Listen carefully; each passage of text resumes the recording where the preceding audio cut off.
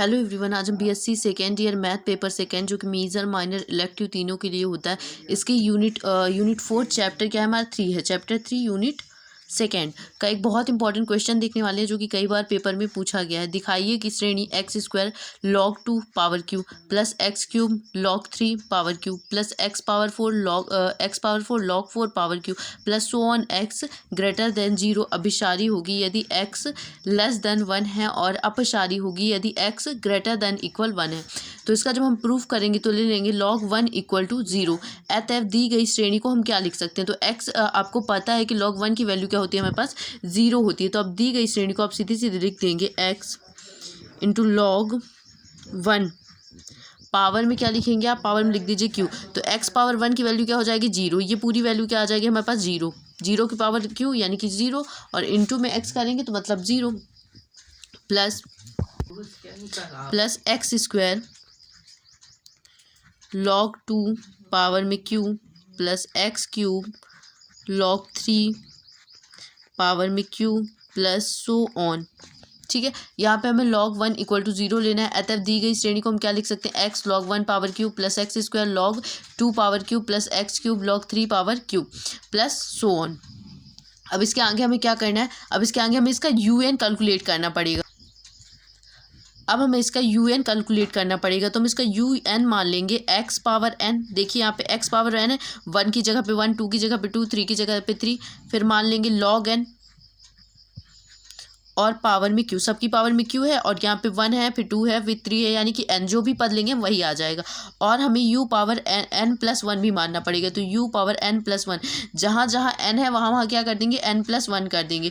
तो यहाँ पे x पावर n प्लस 1 इन log n प्लस 1 और पावर में क्या आ जाएगा q।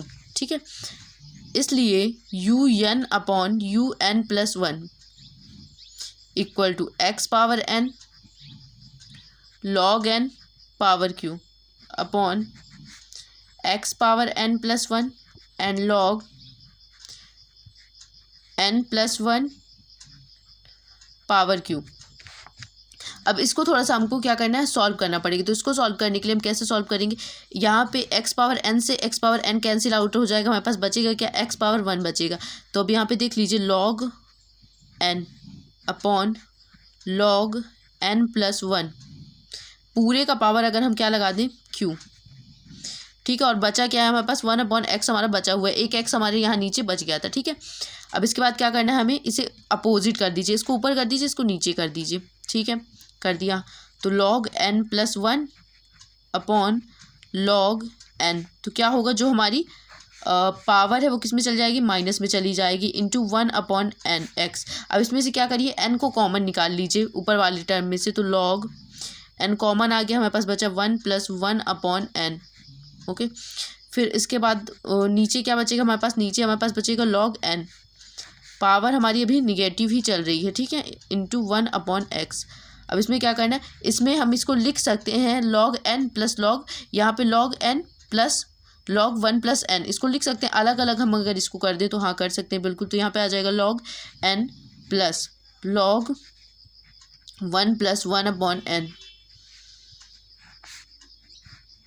बटे में क्या बचेगा हमारे पास, बटे में बचेगा log n और यहाँ क्या बचेगा माइनस का q इंटू 1 अपॉन x।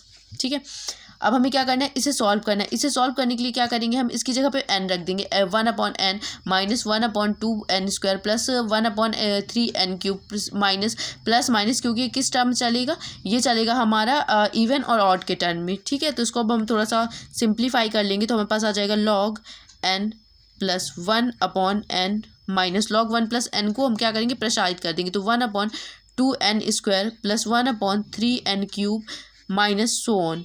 ठीक है, कोष्टक को बंद कर दीजिए। अब यहाँ पे क्या आएगा हमारे पास, यहाँ पर आएगा हमारे पास माइनस का q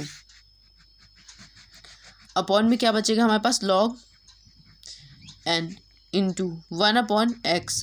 अब क्या करेंगे, हम इसको पूरे को अलग अलग कर देंगे, यानी कि 1 अपॉन जो n हमारा सबके बटे में, इसको क्या करेंगे अब अलग अलग कर देंगे। तो हमारे पास आ जाएगा log n अपॉन n क्या आ जाएगा, 1 आ जाएगा, प्लस 1 अपॉन n और क्या है हमारे पास log n माइनस का 1 अपॉन 2n स्क्वायर और log n plus 1 upon 3n³ log n so on. ठीक है, यहाँ पे लगेगा प्लस सो ऑन और इंटू 1/x। चूँकि आपको पता है यहाँ पे एक फॉर्मूला होता है, ये भी आप लिख दीजिए, चूँकि 1 + x पावर अगर -n है, इस वाले का टर्म को हमने सॉल्व करने के लिए यहाँ पे अगर -1 है उसकी पावर, तो यहाँ पे आ जाता है 1 - nx/1 का फैक्टोरियम प्लस n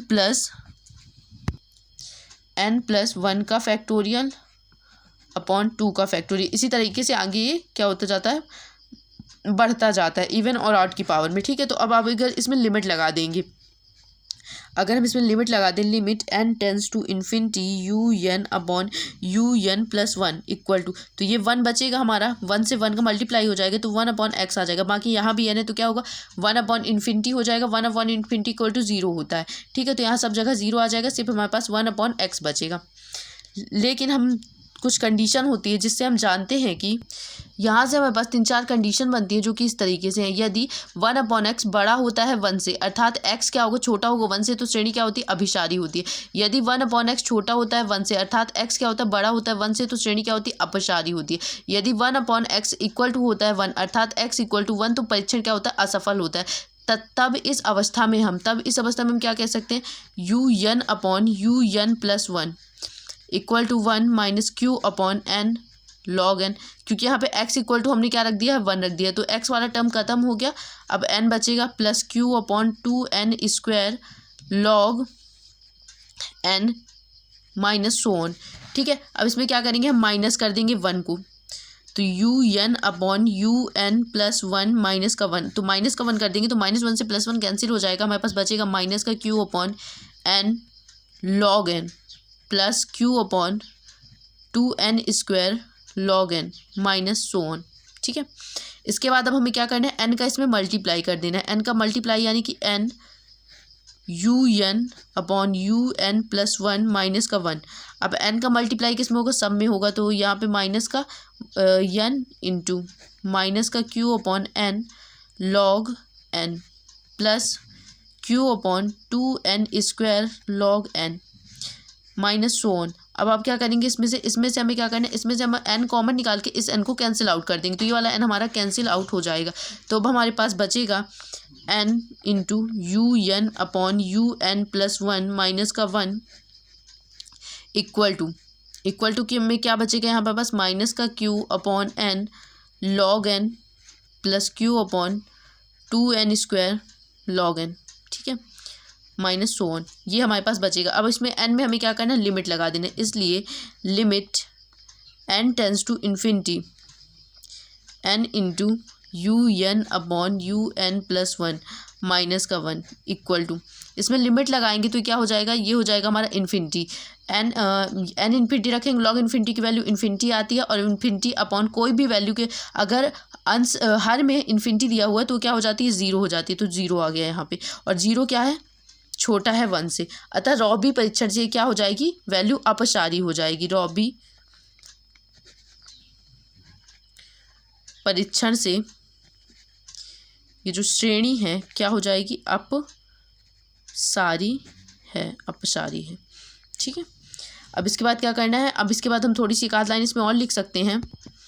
तो यहाँ पे x < 1 तो श्रेणी अभिसारी होगी, यदि x > 1 तो श्रेणी क्या होगी, अपसारी होगी। आई होप आपको ये क्वेश्चन समझ में आ गया होगा, जहाँ नहीं समझ में आया पूछ सकते हैं कमेंट करके।